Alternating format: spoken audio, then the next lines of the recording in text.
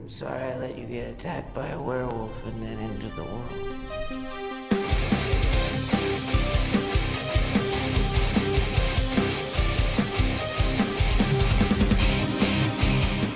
Hey guys, Oldhead Mike here. Thanks for coming to another episode of Streaming Terror. First, I want to say thank you guys so much for helping me hit 200 subscribers.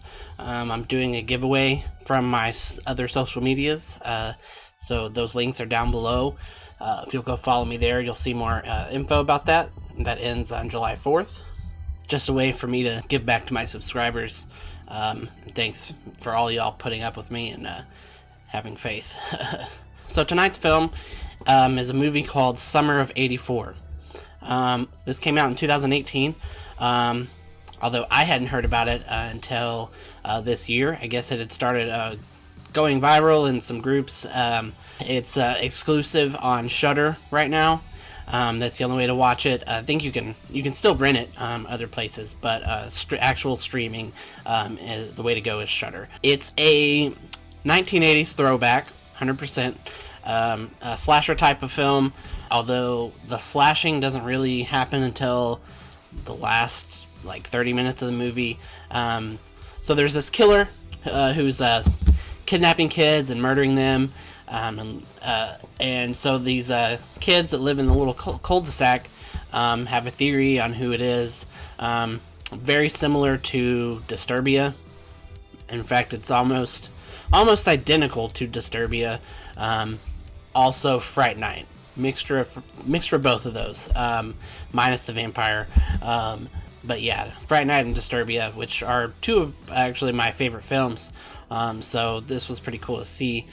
But the first hour of the film is basically the kids realizing what's going on, trying to tell everybody, the usual, and everyone's like, "Oh no, that can't be possible. Shut up." It's directed by, now forgive me if I don't say these names right, Francois Simard and Anouk Wissel. I'm not sure. They're the directors for Turbo Kid, another 80s type of throwback film, written by Matt Leslie and Stephen Smith, which this is their first foray into writing. So the stars here, so not a lot of star quality in this film. I didn't recognize anybody. But when you have a film that's mostly based around kids, a group of kids, you don't really need star power to sell it. And sometimes if you do have a bigger star power, it can kind of take you out of it a little bit, kind of like Finn Wolfhard in It, it's hard to not just feel it's just another Stranger Things season. But anyways, there's the girl who plays the love interest in this, Nikki Kazuba. Her name is Tierra Scovby. Jesus, what is with these names? Anyways, she was in Riverdale, and the villain cop is played by Rich Sommer, who was in Mad Men. I haven't actually seen either of those. I just looked them up, and I know a lot of y'all might know who they are. But really, the 80s whole throwback thing, I don't know. Sometimes it feels like it's a little too much. It's definitely fan service, pandering, like a lot. Everybody else is doing the 80s thing. But then again, I am a sucker for the 80s, so I still enjoyed it. And it feels pretty accurate too, all these kids looking at nudie magazines, which is a lot of what kids did back then. Minor issue in the film is that these kids are a little cliched.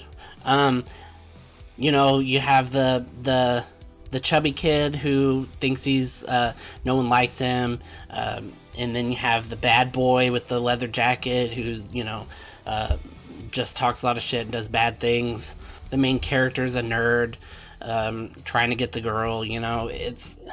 It's all pretty cliched, and I feel like they tried to go more of a satire route, but there's a point to where you're satirizing so much that you really just become what you're satirizing.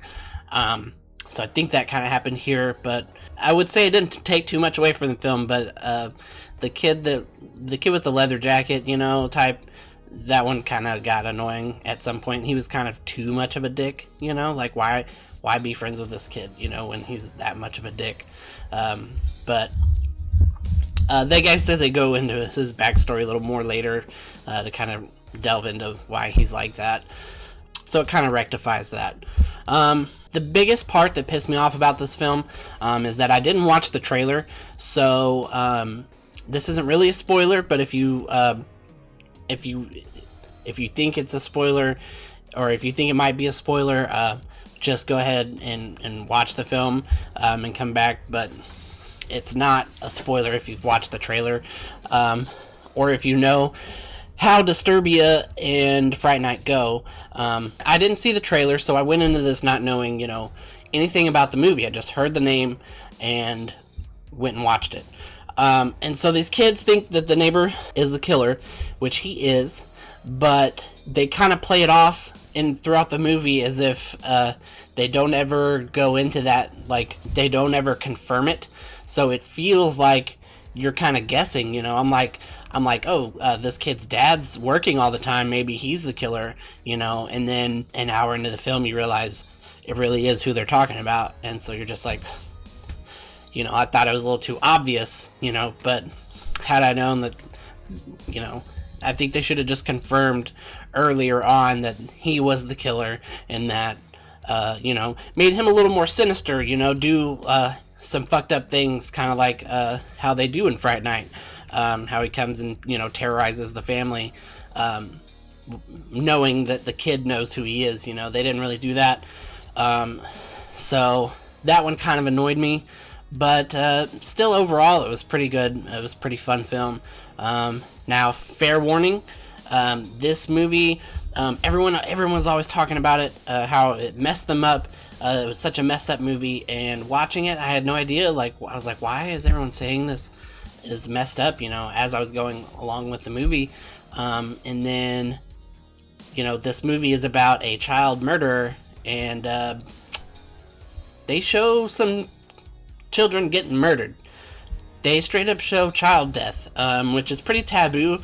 Not a thing that a lot of movies do. Usually they allude to it, you know, off screen, or they'll show just the kid's legs limp, you know, something like that.